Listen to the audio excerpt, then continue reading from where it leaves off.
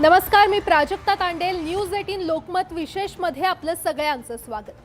गेल्या काही दिवसात वाराणसीतील ज्ञानवापी मशिदीवरून बराच वाद रंगल्याचं पाहायला मिळालं. ज्ञानवापी मशिदीच्या परिसरात हिंदूंची मंदिरं असल्याचा दावा करण्यात आलाय. हे प्रकरण कोर्टात गेलं होतं. कोर्टानं मशिदीच्या परिसराचं सर्वेक्षण करण्याचा आदेश दिला होता. मात्र कोर्ट कमिशनरवरून देखील वाद निर्माण झाला होता. मात्र कोर्टाच्या आदेशानंतर आता ज्ञानवापी मशिदीच्या परिसराचं सर्वेक्षण केलं जाणार आहे. पाहुयात याविषयीचाच हा खास रिपोर्ट. ज्ञानवापी मशिदीच्या सर्वेक्षणाचा मार्ग मोकळा. सर्वेक्षण कमिशनर बदलण्यास कोर्टाचा नकार. मशिदीच्या कानाकोपऱ्याचं सर्वेक्षण होणार. अडथळा आणणाऱ्यांवर कारवाई होणार. वाराणसीतील कोर्टाच्या आदेशानंतर ज्ञानवापी मशिदीच्या सर्वेक्षणाचा मार्ग मोकळा झाला. नुकतंच कोर्टानं सर्वे करण्यासाठी अजय मिश्रा यांची कोर्ट कमिशनर म्हणून नियुक्ती केली होती. मात्र त्याला अंजुमन इंतेजामिया मशीद प्रबंधन समितीनं विरोध केला होता. तसंच कोर्ट कमिशनर बदलण्याची मागणी केली होती. त्यासाठी कोर्टात दाद मागण्यात आली होती. मात्र कोर्टानं ती मागणी फेटाळून लावतानाच अतिरिक्त सहाय्यक कमिशनर म्हणून विशाल आणि अजय प्रताप यांच्या नियुक्तीचा आदेश दिला. तसंच 17 मे पर्यंत मशिदीचा सर्वे रिपोर्ट सादर करण्याचा आदेश कोर्टानं दिलाय.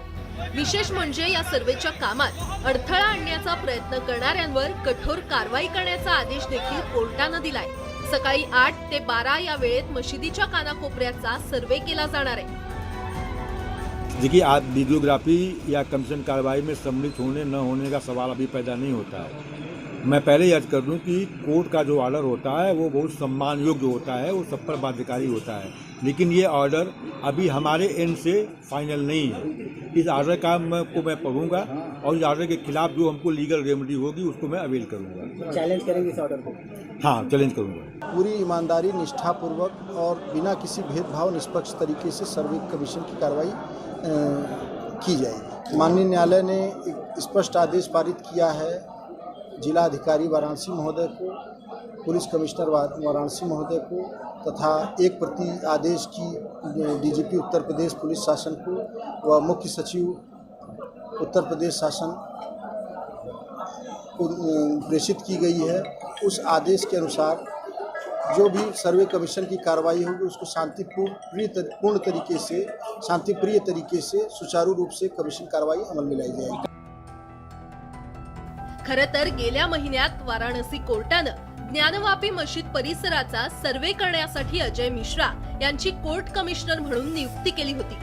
तसंच सर्वे सोबतच मशिदीच्या परिसराचं व्हिडिओ चित्रीकरण करण्याचा आदेश दिला होता. या आदेशाविरोधात अंजुमन इंतेजामिया समितीनं कोर्टात धाव घेतली होती. त्यावर गुरुवारी कोर्टानं आपला फैसला सुनावला आणि ज्ञानवापी मशिदीच्या सर्वेक्षणाचा मार्ग मोकळा झाला. मशिदीच्या सर्वेक्षणादरम्यान केवळ वादी, प्रतिवादी, वकील, कोर्ट नियुक्त कमिशनर आणि त्यांच्या सहाय्यकांना उपस्थित राहता येणार आहे. अन्य व्यक्तीला तिथे येण्यास मज्जाव करण्यात येणार आहे. कोर्ट कमिशनरला कोणत्याही ठिकाणी फोटोग्राफी करण्याचं स्वतंत्र असणार आहे. सर्वेक्षणादरम्यान मशिदीच्या कानाकोपऱ्याचं चित्रीकरण केलं जाणार आहे. मशिदीच्या परिसरात प्रवेश करण्यासाठी वेळ पडल्यास कुलूप तोडण्याचा आदेश कोर्टानं जिल्हा प्रशासनाला दिलाय. विशेष म्हणजे पोलीस महासंचालक आणि मुख्य सचिवांच्या देखरेखीखाली हे सर्वेक्षण केलं जाणार आहे. सर्वेक्षण पूर्ण करण्याची जबाबदारी जिल्हाधिकारी आणि पोलीस आयुक्तांवर सोपवण्यात आली आहे. जिल्हा प्रशासनानं कोणतंही कारण देऊन सर्वेक्षणाचं काम टाळू नये असा आदेश देखील कोर्टानं दिलाय. ज्ञानवापी मशिदीवरून सुरू असलेल्या वादावरून आता राजकारण सुरू झालंय. वाराणसीतील कनिष्ठ न्यायालयाच्या या निकालाविरोधात मुस्लिम पर्सनल लॉ बोर्डानं सर्वोच्च न्यायालयात याचिका दाखल करावी अशी मागणी MIM नेते असुद्दीन ओवेसी यांनी केली होती. ज्ञानवापी मशिदीच्या सर्वेक्षणाच्या आदेशाला सुप्रीम कोर्टात आव्हान देण्यात आलं होतं. मात्र सुप्रीम कोर्टानं स्थगिती देण्यास नकार दिल्यामुळे आता ज्ञानवापी मशिदीचं सर्वेक्षण केलं जाणार आहे. वादाच्या पार्श्वभूमीवर सर्वेक्षणाच्या काळात कायदा आणि सुव्यवस्था राखण्याचं आव्हान जिल्हा प्रशासनाकडून करण्यात आलंय. Bureau report, news 18 Lokmat. Gyanvapi मशिदीवरून दोन्ही बाजूनं दावे प्रतिदावे केले जात आहेत. मशीद परिसरात शृंगार गौरी देवीचं मंदिर असल्याचा दावा याचिकाकर्त्या महिलांकडून करण्यात आलाय. त्या ठिकाणी पूजा करण्याची परवानगी द्यावी अशी मागणी या याचिकाकर्त्यांकडून करण्यात आली आहे. पाहुयात काय आहे हा नेमका वाद.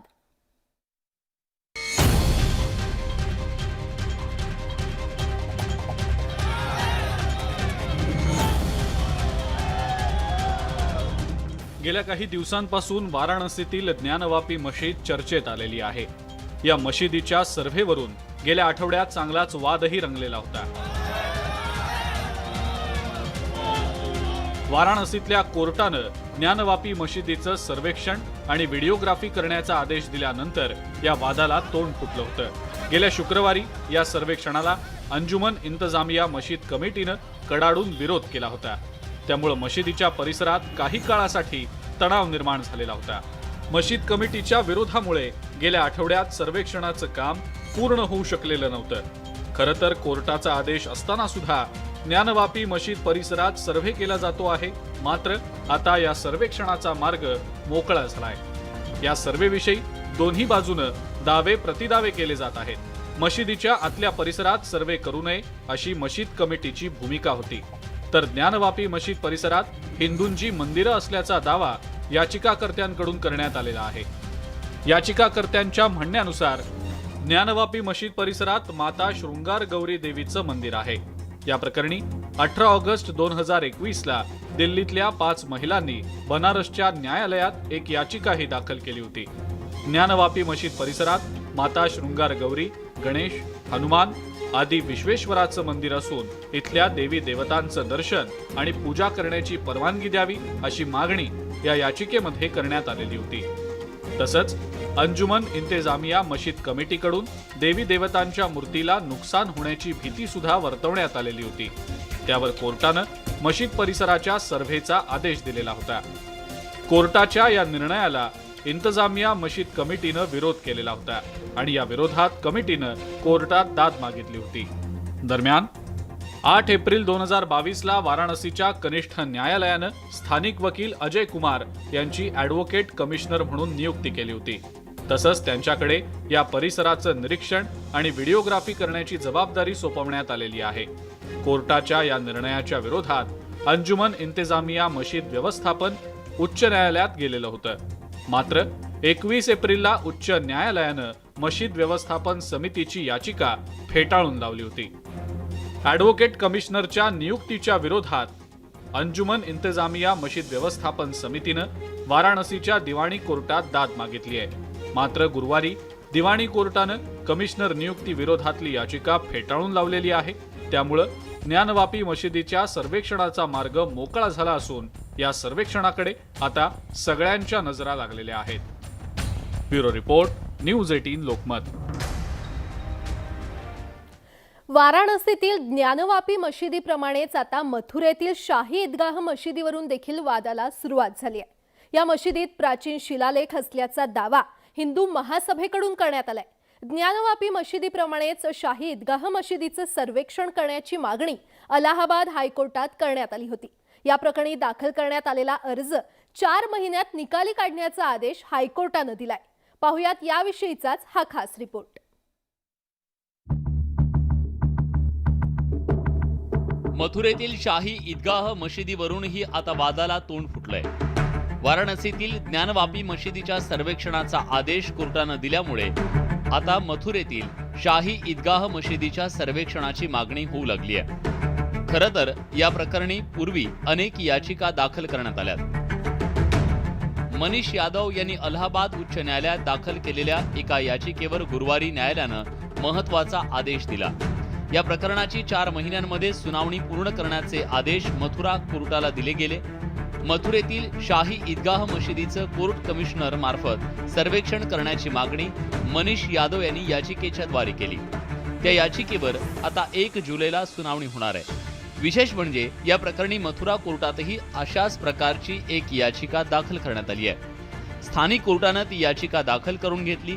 आता अलाहाबाद उच्च न्यायालयानं शाही ईदगाह मशिदीप्रमाणेच मथुरेतल्या श्रीकृष्ण जन्मभूमी प्रकरणी दाखल अर्ज लवकरात लवकर निकाली काढण्याचे आदेश दिलेत. श्रीकृष्ण जन्मभूमीशी संबंधित मथुरेतल्या जिल्हा न्यायालयात सुरू असलेली सगळी प्रकरणं एकत्र करण्यासंदर्भात एक अर्ज सादर करण्यात आलाय. तर दुसऱ्या अर्जात वादग्रस्त ठिकाणी मुस्लिमांना प्रवेश बंदी करण्याची मागणी करण्यात आली आहे. ईदगाह मशिदीत शिलालेख असल्याचा दावा याचिकाकर्त्यांकडून करण्यात आलाय. मशीद प्रबंधन समितीकडून शिलालेख नष्ट केले जाण्याची भीती व्यक्त केली जाते. मात्र शाही ईदगाह मशीद प्रबंधन समितीनं हे सगळे दावे फेटाळून लावलेत.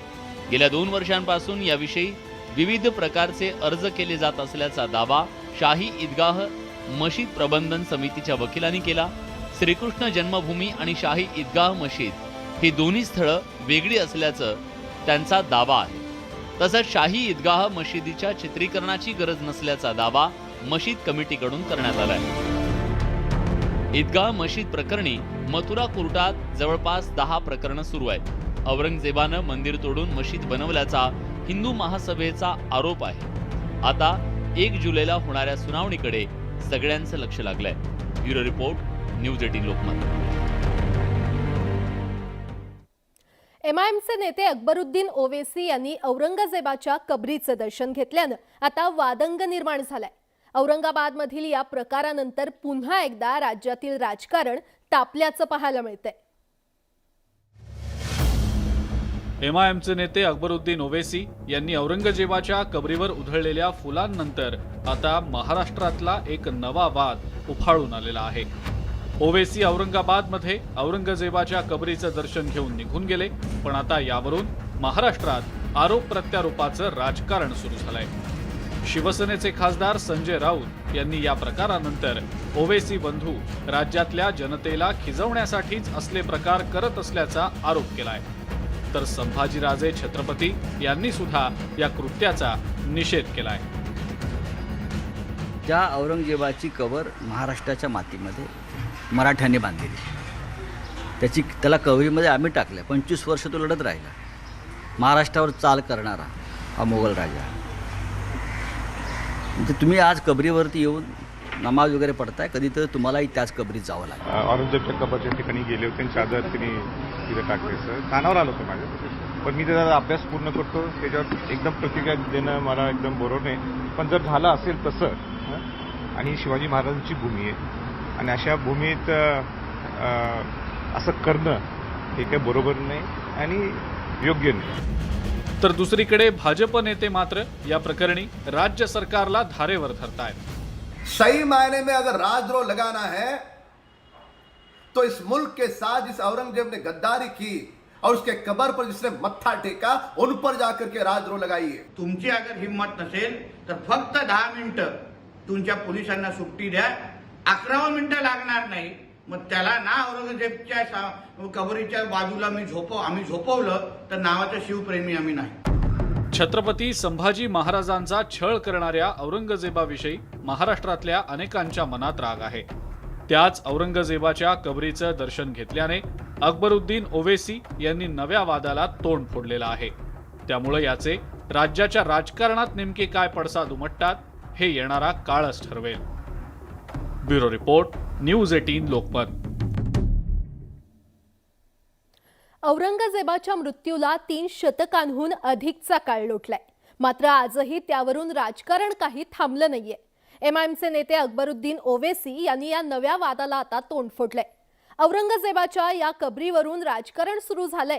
ती कबर मातीची का आहे, पाहुयात यावरचा हा खास रिपोर्ट. एमआयएम नेते अकबरुद्दीन ओवेसी यांनी गुरुवारी औरंगाबादमधील जाहीर सभेपूर्वी औरंगजेबाच्या कबरीवर फुलं अर्पण केल्यामुळे त्यावरून राज्यात नवं राजकारण सुरू झालंय. शिवसेना, भाजप आणि मनसेच्या नेत्यांनी अकबरुद्दीन ओवेसींवर जोरदार टीका केली आहे.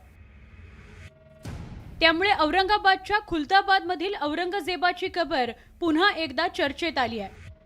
औरंगजेब एकेकाळी सत्ताधीश होता, मात्र त्याची कबर मातीची आहे. औरंगजेबाच्या इच्छेनुसार त्याची कबर मातीची बांधण्यात आल्याचं नासिर अहमद यांनी सांगितलंय.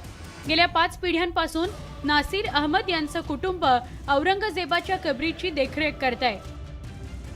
औरंगजेबाची मजार अत्यंत साधी सोपी, एक पांढरं कापड यावर अंथरलेलं आहे आणि त्यांच्या समाधीवर सब्जाचं झाड आहे. अनेक ठिकाणी असे उल्लेख होता की तुळस वगैरे आहे, तर ही तुळस नाही तर ही सब्जाचं झाड आहे. इतिहासाचे अभ्यासक तसंच पर्यटक कुतूहल म्हणून खुलताबाद मधील औरंगजेबाच्या मजारला भेट देत असल्याचं नासिर अहमद सांगतात. अहमदनगरमध्ये औरंगजेबाचा मृत्यू झाल्यानंतर त्याचा मृतदेह खुलताबादमध्ये आणण्यात आला होता. मृत्यूपूर्वी त्याने तसं मृत्यूपत्रात लिहून ठेवलं होतं. औरंगजेब रहमतुल्लाह अलैह का जो इंतकाल हुआ था अहमदनगर में हुआ था, पुणे के करीब. वहाँ से इनकी वसीयत थी कि मेरी कब्र जो है खुलदाबाद में लाके रखना. इसकी खास वजह ये थी कि बाजू में एक बहुत बड़े सूफी संत है, उनका नाम है ख्वाजा सैयद जैनुद्दीन चिश्ती. जो औरंगजेब जिस टाइम जिंदा थे तो ये बुजुर्ग को गुजर के 450 साल का जमाना हो गया था. लेकिन औरंगजेब साहब अपने दौरे हुकूमत में जब भी औरंगाबाद आते थे तो ये बुजुर्ग की मजार पे हाजिरी देते थे.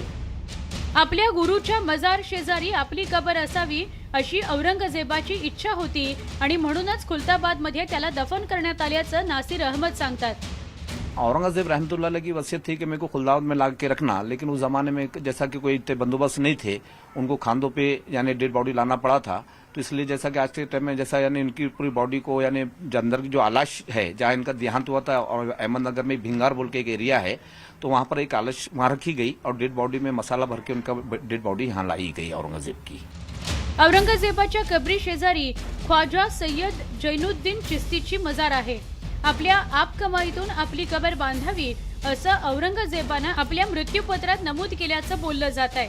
इसकी खास वजह ये थी कि औरंगजेब रहमतुल्लाह अलैह जिस टाइम बीमार हुए तो इनकी जो टोपी सिलाई का 14 रुपया 12 आना इनके पास बैलेंस था और 350 रुपए कुरान शरीफ की लिखाई के थे.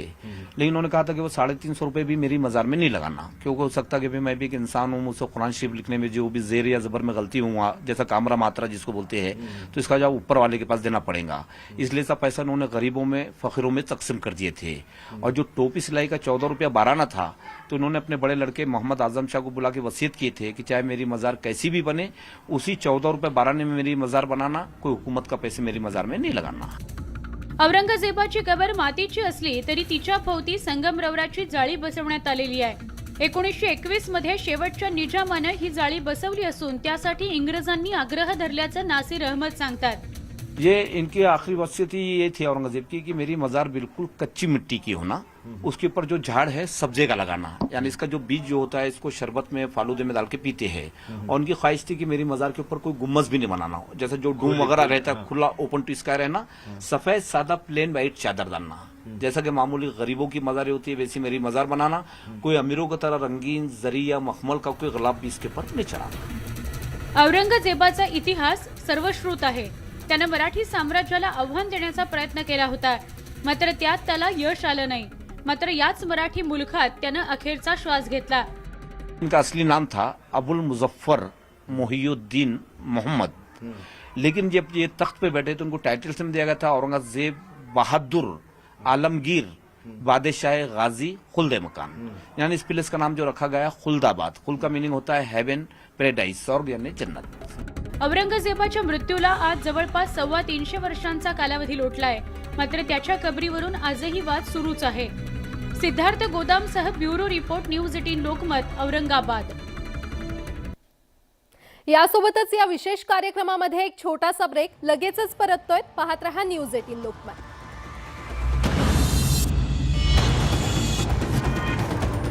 यासोबतच या विशेष कार्यक्रमामध्ये वेळ झाली इथेच थांबण्याची. मात्र ताज्या बातम्यांसाठी पाहत रहा न्यूज 18 लोकमत.